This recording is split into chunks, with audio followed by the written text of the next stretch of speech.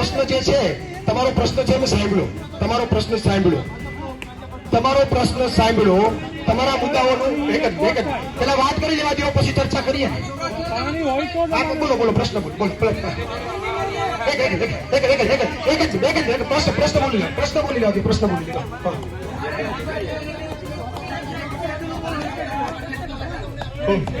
એ પ્રશ્ન મને પ્રશ્નો કે આપણે એની ચર્ચા કરીએ.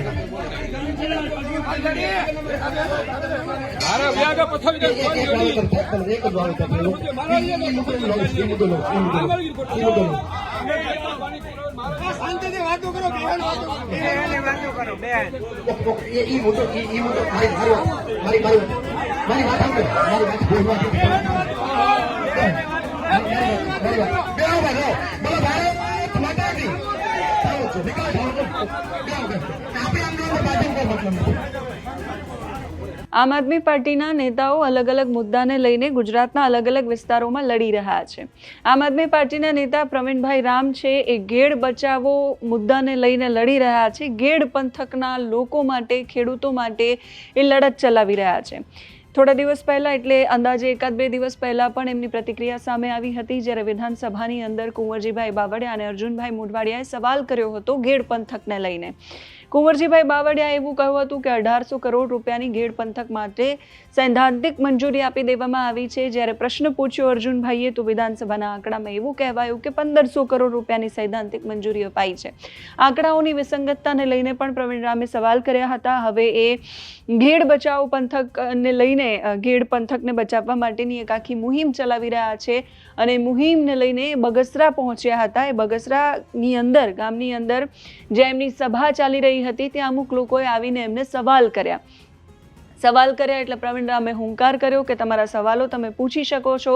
પૂછવા ગયા સવાલ અને પછી બબાલો થઈ, અને બબાલ પછી પ્રવીણ રામે એવું કહ્યું કે જે પણ સવાલો પૂછવા આવે છે, જે પણ લોકો આવે છે, આ બધી જ બબાલ થાય છે ભારતીય જનતા પાર્ટીના કારણે થાય છે.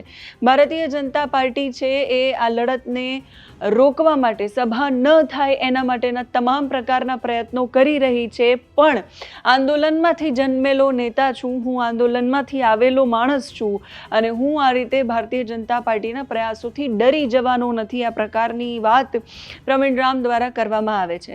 જ્યારે પણ નેતાઓને સવાલ પૂછવામાં આવે તો કાં તો એ વિપક્ષ પર, કાં તો વિરોધી પાર્ટીઓ પર નાખી દેવામાં આવતું હોય છે, અને કાં એના જવાબો આપવામાં નથી આવતા હોતા. પ્રવીણ રામને જે માણસ સવાલ પૂછવા માટે ગયા હતા, એમના સવાલ ત્યાંના સ્થાનિક સવાલો હતા એવું એ બબાલ પરથી લાગી રહ્યું છે. અને પ્રવીણ રામ ભારતીય જનતા પાર્ટી પર આ બબાલનો આરોપ લગાવી રહ્યા છે. સાંભળીએ અને જોઈએ ત્યાંથી આવેલા દ્રશ્યોને. પ્રવીણભાઈ રામને પણ સાંભળીએ કે શું કહી રહ્યા છે.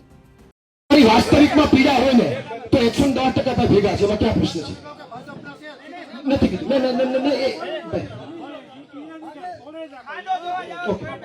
જાઓ. તમારી જો આપણે આ સભા પૂરી થાય પછી જે કઈ પ્રશ્ન હશે એ પ્રશ્ન આપણે સાંભળીશું. હાલો, હવે 2 મિનિટ. બોલો. પાછળ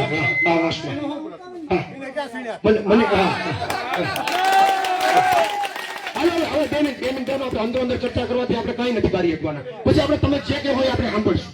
સાંભળવા જ આવ્યા છે મારા ભાઈ. તમે આપણે બધા ભાઈ જ છે, ક્યાં નહીં આપણે. બરોબર? હા, આપણે ભારત માતા કી. જેટલા ઉભા રહી જાઓ. બોલો ભારત માતા કી જય. જવાન, જય જવાન. પેલો મુદ્દો એ છે, મેં પેલા કીધું, પાણી આવે એ ઘેર માટે સારું છે, તો પાણી વધારે ભરાયેલું ન રહેવું જોઈએ, એનો સમયસર નિકાલ થવો જોઈએ. આ મહત્વની વાત છે. અને એ એટલે હું કામ થયું તમને કારણ કહું. પેલા ઘેરમાં આવું ન થતું. તમારે સેલ આવતી તો સ્થિર સેલ આવતી. પણ એમાં હું કામ થયું તમને કારણ કહું કે પાતા પાસે જે પેલો પારો બાંધ્યો એમાં પેલા દરવાજા હતા, પછી એને આખી દિવાલ ઉભી કરી દીધી. એના કારણે શું થાય, વરસાદ ઉપરવાસમાંથી આવે, પાણી તમારું ભરાયેલું રહે. તો આપણી માંગણી શું છે કે આમનું કાયમી નિરાકરણ થાય, કોઈ ખેડૂતને નુકસાન ન થાય એ રીતે, એનું કાયમી નિરાકરણ થાય. બીજી વાત કે ભાઈ આ વખતે જે ઉપરથી 11 દરવાજા ખોલી નાખ્યા ડેમના, એના કારણે અહીંયા સુધી બધા પારા તૂટ્યા. જેના કારણે ખેડૂતોની માગણીનું ધોવાણ થયું, ક્યાંક ને ક્યાંક માટીનું ધોવાણ થયું, મગફળી ફેલ થઈ. તો આપણી માગણી શું છે કે ભાઈ આ ખેડ માટે વર્ષોથી આ તારાજી જ્યારે આવે ત્યારે સર્વેના નાટક બંધ કરો અને આને પૂરગ્રસ્ત જાહેર કરી અને તમામ ખેડૂતો માટે સ્પેશિયલ પેકેજ આપો.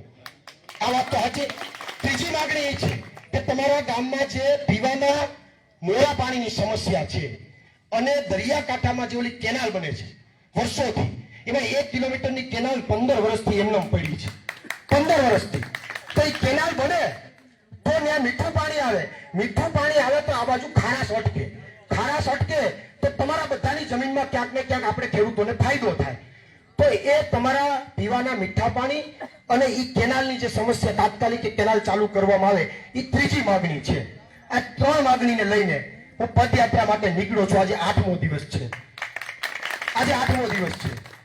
તડકો તાપ બધું સહન કરતા આવીએ છીએ, બધું સહન કરતા આવીએ છીએ. તમે અહીંયા તમને હું એમ ટાર્ગેટ નથી કરતો કે તમને કોઈએ મોકલા છે, તમે તમારી વેદના રજૂ કરવા આવ્યા છો, તમે તમારી વેદના રજૂ કરો. તમારી વેદનાને અમે દિલથી આવકારીએ છીએ કે એના માટે અમે જેટલું કરી શકીએ એટલો અમે દિલથી પ્રયત્ન કરીશું. પછી એટલે હું પૂરી થઈ જાય પછી પૂરી થઈ જાય, આ લોકોને કટ ન થાય, વાત કટ ન થાય એટલા માટે. પણ હું તમને કહું અમારે કેટલી વેદનાઓ, અમારે કેટલી પીડા આવે. હામડાની અંદર અમે સભા કરી, તમને નથી કહેતો, યાદ તમે માથે ન લેતા. હામડામાં અમે ગયા તો હામડામાં ઉપરના ભાજપના નેતાઓએ ધમકી મારી, કોઈ ખાવું જ ન જોઈએ સભા, બરોબર. અમે તો ખેડૂતો માટે નીકળ્યા છે ને. માની લો કે અત્યારે મત માંગવા તો નથી નીકળ્યા, મત તો જેને જે આપવું હશે એનો દિલનો રામ જે કહેશે એ આપશે, બરોબર. તો હામડાની અંદર સભાની ના પાડી દીધી, છોકરાઓ જે આયોજન કરતા હતા એને ધમકી આપી. તો આ લોકશાહીમાં પોતાની વાત રજૂ કરવાનો તો દરેકને અધિકાર છે, જેમ તમને અધિકાર છે અમને અધિકાર છે. પછી તો લોકોએ નક્કી કરવાનું છે કે હું કરવું. પણ હામડામાં સભા નહીં થાય તો ત્યાં સામડાના યુવાનોને હું ધન્યવાદ આપું કે સાહેબ એને સભા ચાલુ રાખી અને 200 થી વધારે લોકો ભેગા થયા. તો અમે આવી પીડા વેદના અનેક સંઘર્ષો બધામાંથી પસાર થતા તમારી વચ્ચે આવ્યા. હું કામ કે 14 દિવસ પૂરા કરીએ તો 14 દિવસ પૂરા કરીએ તો 14 દિવસ સુધી ઘેરની વાસ્તવિક પ્રશ્નોની ચર્ચા થાય, મુદ્દાઓની ચર્ચા થાય.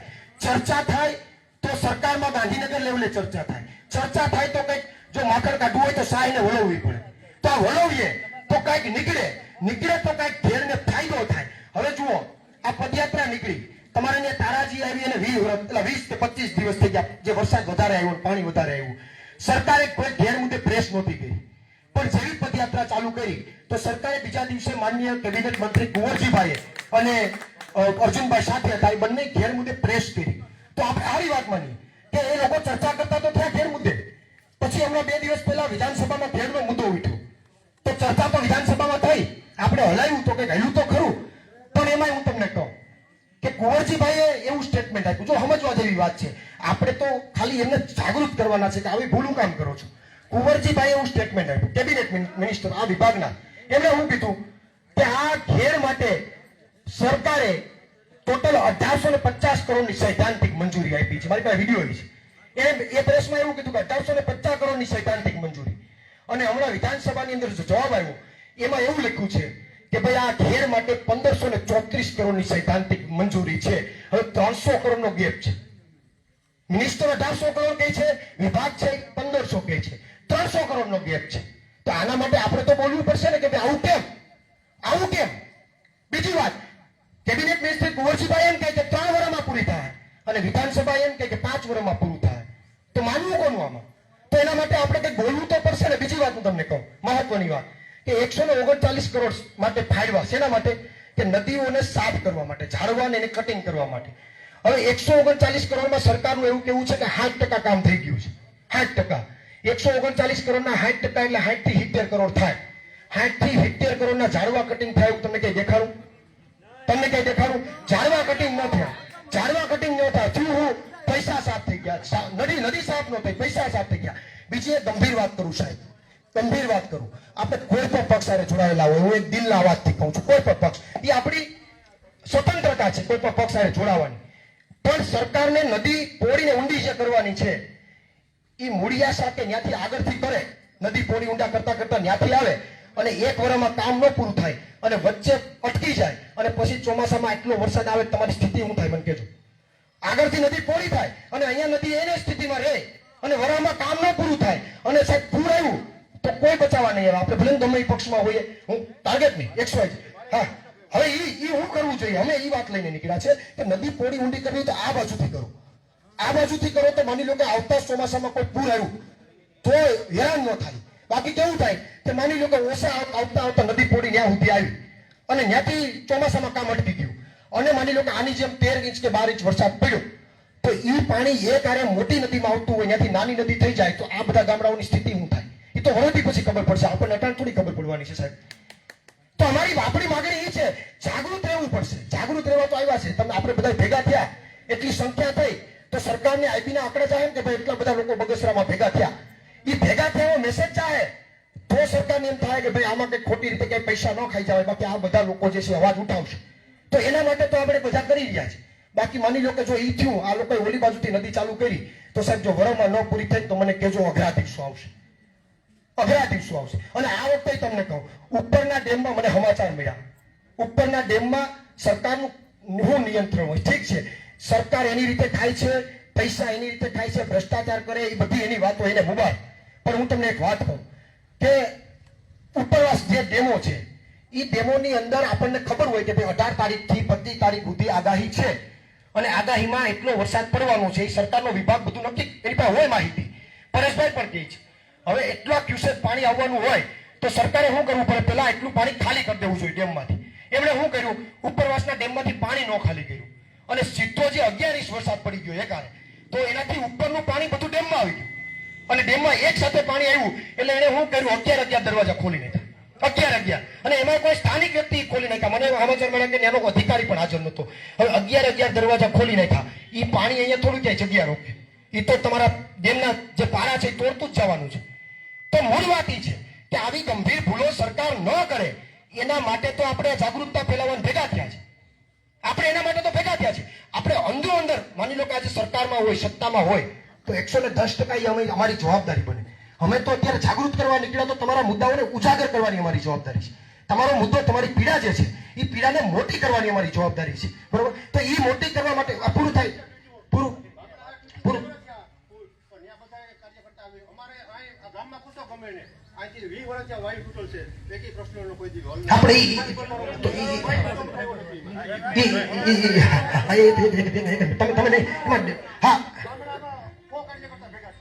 હવે એમાં શું થયું?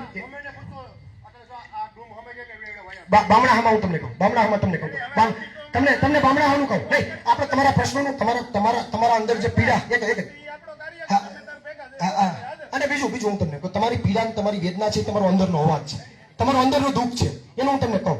બામણા સમય કેવું થયું?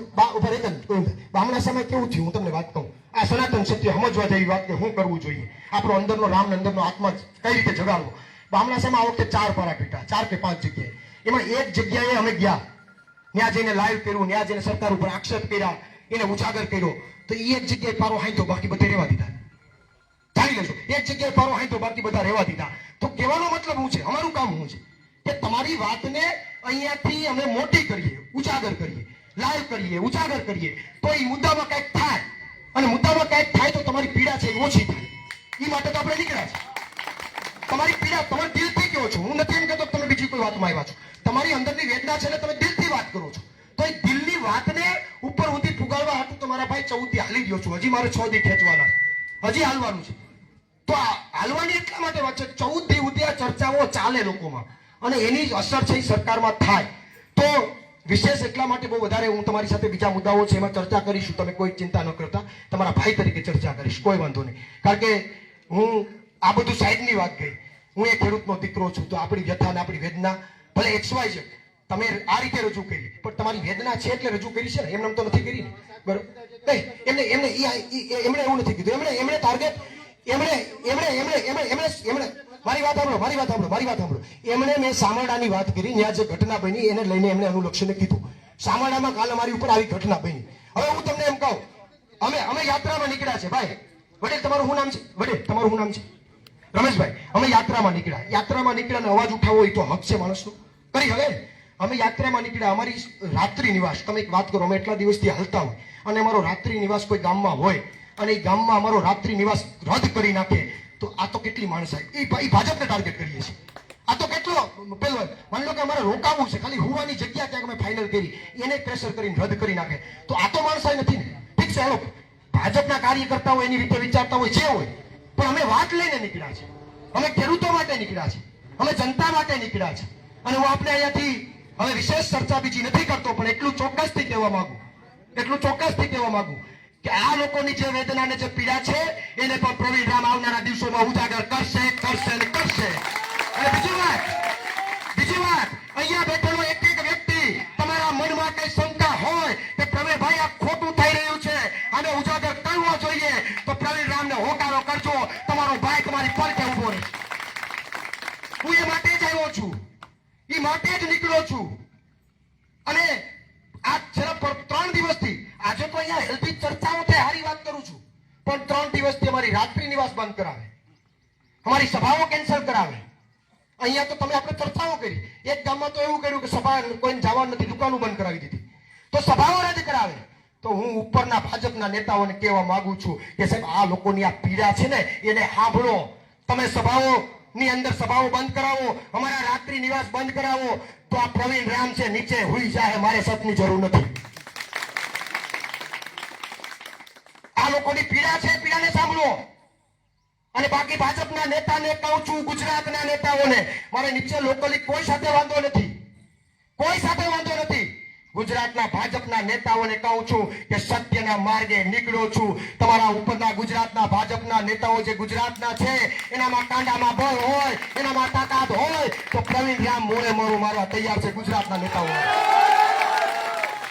આ લોકોની પીડા, વર્ષો જૂની પીડા અત્યારે અહીંયા સભામાં કેવા આવ્યા છે, તો એનું નિરાકરણ ક્યારે કરશું?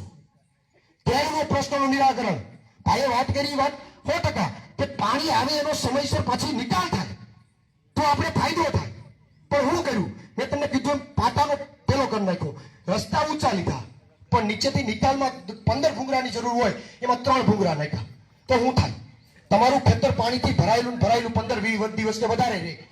તો આ પરિસ્થિતિ સામે લડવા નીકળ્યા છે. ત્યારે હું આપને કહું છું, એક બીજી મહત્વની ઘટના કહું છું સાહેબ, કે ઠીક છે ચાલો પ્રશ્નો અનેક છે, રસ્તાઓમાં ડામર થઈ જાય છે, બધું થાય છે. ખમીદાણાના એક કોળી સમાજના માજી 3 મહિનાથી લાપતા છે. ખમીદાણાના એક કોળી સમાજના માજી 3 મહિનાથી લાપતા છે. એને ઘરેણા પહેર્યા હતા અને એના હાથમાં પૈસા હતા. મને કાલે અહીંયા ઘોડાદરની અંદર મને એક સમાચાર મળ્યા કે મેર સમાજના માજી કે મૂળ ઘોડાદરના પણ કેશોદ રહેતા હતા, 1 વર્ષથી લાપતા છે. 1 વર્ષ થઈ ગયું, એને પણ ઘરેણા પહેર્યા હતા, લાપતા છે. પોલીસ એનો અતોપતો જ નથી શોધી કાઢી, પોલીસને સુરાગ નથી મળતો. અહીંયા કોળી સમાજના 3 મહિનાથી માજી લાપતા અને ઘોડાદરના એક મેર સમાજના માજી કેશોદથી લાપતા થયા. 1 વર્ષથી હજી પોલીસને અતોપતો નથી મળતો. તો આનાથી વધારે દુઃખની બાબત તો શું હોય? પોલીસને કોઈ જગ્યાએ ચપ્પલ ચોરાઈ ગયું હોય અને એ શોધી કાઢવું હોય તો 2 દીમાં કાઢી દે. કોઈ નેતાનો કૂતરો ચોરાઈ ગયો હોય તો એને 5 દીમાં શોધી લે.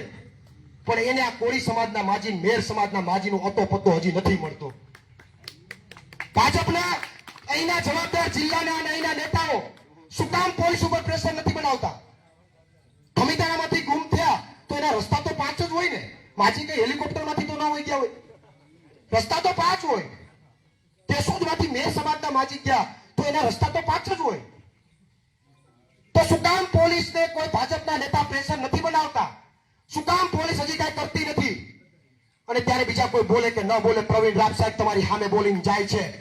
પ્રવીણ રામ આ ધરતી ઉપરથી બોલીને જાય છે કે પોલીસ તાત્કાલિક ધોરણે એના સુરાગ ગોતે, અન્યથા જો સુરાગ નહીં ગોતે તો પોલીસ અધિકારીઓને કહું છું તમારી રહેમ નજર નીચે જ્યાં દારૂના અડ્ડા હાલે છે એ બધા ખુલ્લા પાડી દઈશ. બધા ખુલ્લા પાડી દઈશ. બોલવું એમને કરવું પડશે. કદાચ નાનો મોટો મુદ્દો હોય તો સમજી શકીએ કે ન થયું. એનું તમને કારણ કહું, હું કામ અમે બોલીએ છીએ. વરાથી પહેલા મેર સમાજના માજી ગયા, ઈ ગુનેગાર ન પકડાણો. ઈ ગુનેગાર ન પકડાણો એટલે પાછું ક્રાઇમ બન્યું. 3 મહિના પહેલા કોળી સમાજના માજી હોઈ ગયા. અહીંયા આપણા વિસ્તારની અંદર આપણી મહિલાઓ કાયમી માટે એમની સંસ્કૃતિ છે ઘરેણા પહેરીને નીકળે છે. કોઈ પ્રસંગમાં પણ ઘરેણા પહેરીને નીકળે. હવે ઘરેણા પહેરીને નીકળે. 1 વર્ષ પહેલા જે ઘટના બની એનો ગુનેગાર ન પકડાણો એટલે હમણાં 3 મહિના પછી પાછી ઘટના બની. હજી આનો ગુનેગાર ન પકડાય તો 3 મહિના પછી આપણા પરિવારમાંથી પણ ક્યાંક આવી ઘટના બની જાય.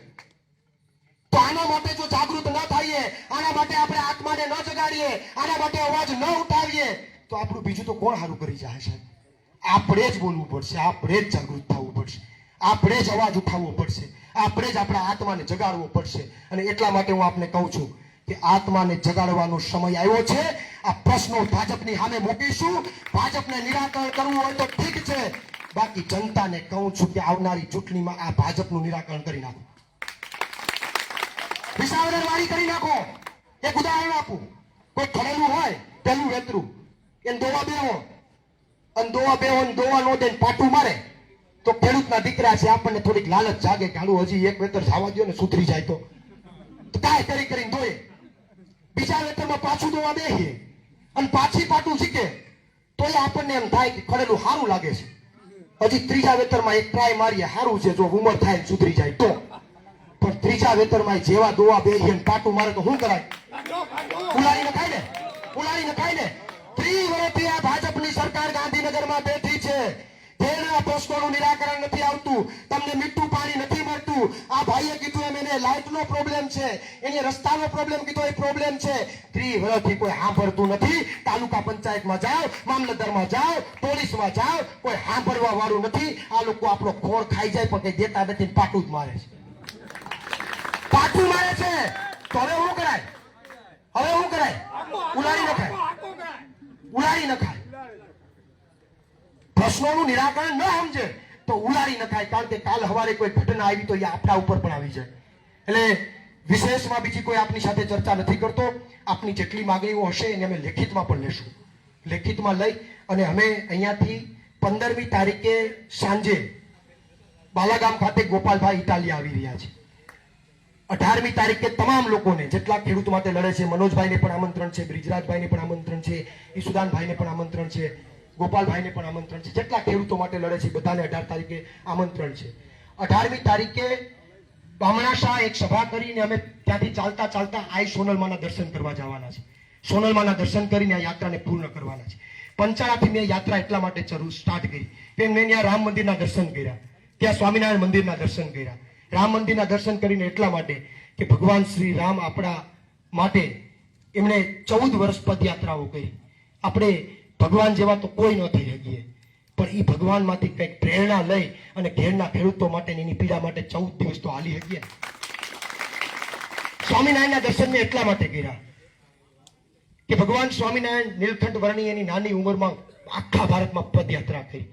તો આપણે એમાંથી થોડી ઘણી પ્રેરણા લઈ અને તમારી વેદના માટે હું 14 દિવસ તો હાલી શકું ને એટલા માટે હું ત્યાંથી નીકળ્યો છું. અને છેલ્લે માં આઈ સોનલના દર્શન કરીને આ પદયાત્રા હું પૂર્ણ કરીશ.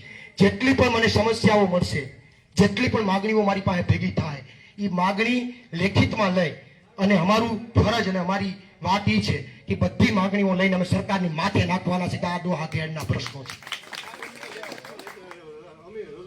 હા, પણ ઈ નથી. એટલે જો હવે ઈ વાત ને જો તમને કહું, ઈ વાત ને તમને કહું, ઈ વાત જ કહું છું. હવે જો હું તમને કહું, હા, ઈ તમને વાત કરું, ઈ તમને વાત કરું. તમે તમારી જે વેદના છે કે હાલા કોઈ સાંભળતા જ નથી, બધા લઈ જાય, બધું લઈ જાય, પણ કોઈ સાંભળતું જ નથી. એ સાંભળતું નથી એટલા માટે તો કંઈક હલવું પડશે ને, એટલા માટે તો કંઈક નવું કરવું પડશે, એટલા માટે તો આવ્યા છે.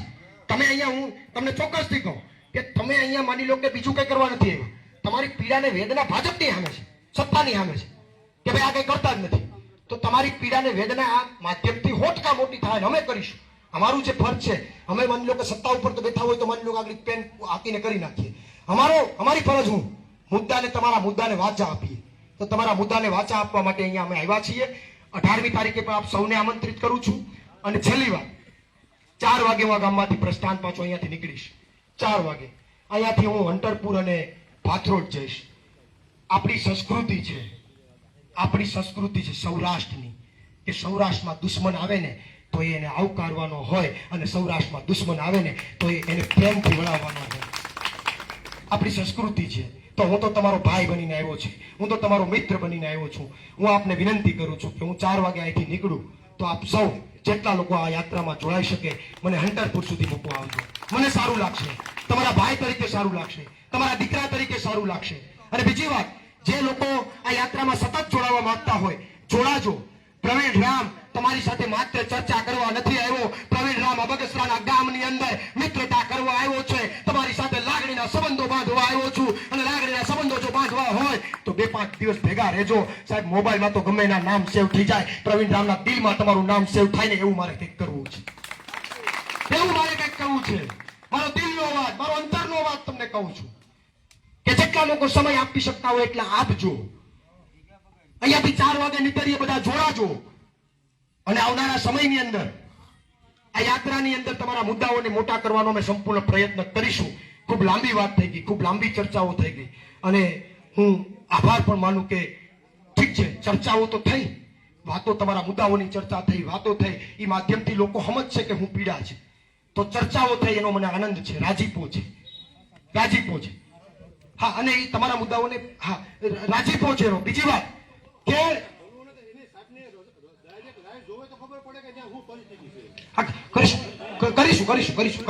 કોઈ પ્રશ્ન નહીં, કરીશું, એમાં કાંઈ વાંધો નથી. કરીશું તમારે, હા કરીશું 110% કરીશું. ક્યાં ના પાડી છે? ના પાડી હોય તો માથા કટ હોય મારા ભાઈ, ક્યાં ના પાડી છે? તો કરીશું, લાઈવ કરીશું, એમને માધ્યમથી ખુલ્લા પાડીશું, કોઈ વાંધો નથી.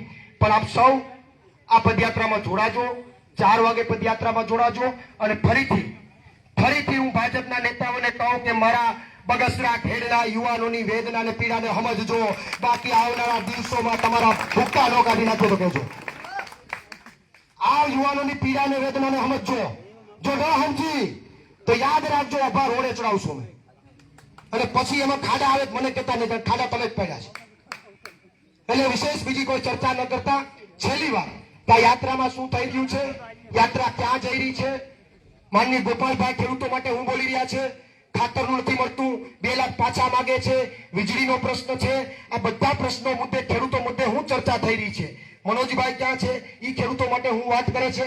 આ બધું સાંભળવું હોય, સમજવું હોય, જોવું હોય તો એક નંબર હું આપને આપું, એ નંબર ડાયલ કરજો. તમને ગ્રુપમાં એ એડ કરશે. ગ્રુપમાં બધી માહિતી મળતી રહેશે કે ભાઈ ખેડૂતનું કયા મુદ્દે ક્યાં ચર્ચા થઈ, હું છે હું નહીં. તો બધા મિત્રો મોબાઈલમાં એક નંબર સેવ કરજો, આપ નંબર ડાયલ કરજો. બધા મિત્રો મોબાઈલ કાઢજો, તમામ મિત્રો જે છે મોબાઈલ કાઢજો. 9512 040404 9512 040404 આ નંબર ઉપર મિસ કોલ મારજો, તમને માહિતી મળતી રહેશે.